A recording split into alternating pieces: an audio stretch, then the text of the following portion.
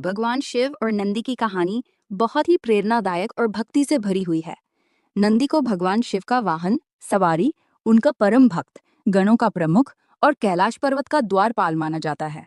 शिव मंदिरों में हमेशा शिवलिंग के सामने नंदी बैल की मूर्ति शिव की ओर मुख करके बैठी दिखती है। आइए जानते हैं इसकी मुख्य पौराणिक कथा।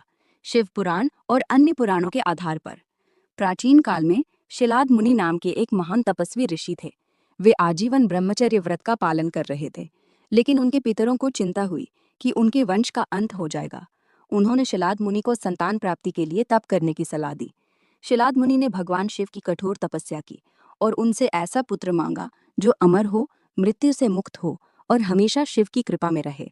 महादेव प्रसन्न हुए और वरदान दिया कि तुम्हें ऐसा ही पुत्र प्राप्त होगा।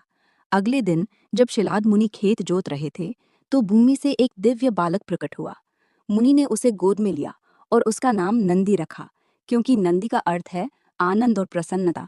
नंदी बड़े होने लगे। कुछ समय बाद दो मुनि मित्र और वरुण आए और भविष्यवाणी की कि नंदी की आयु बहुत कम है।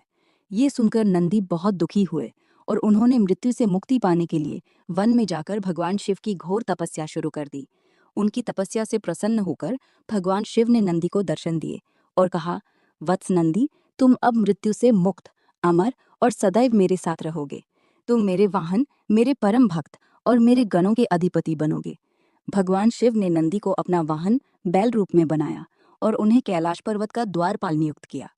नंदी ने शिव की सेवा में अपना पूरा जीवन समर्पित कर दिया।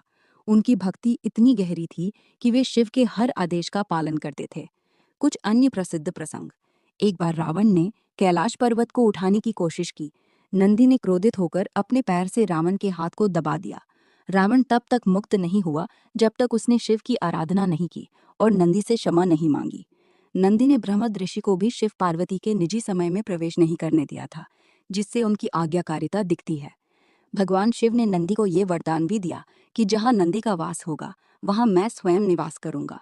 इसलिए हर शिव मंदिर में नंदी की मूर्ति अनिवार्य है और भक्त पहले नंदी की पूजा करते हैं, क्योंकि वे शिव तक पुकार पहुंचाते हैं।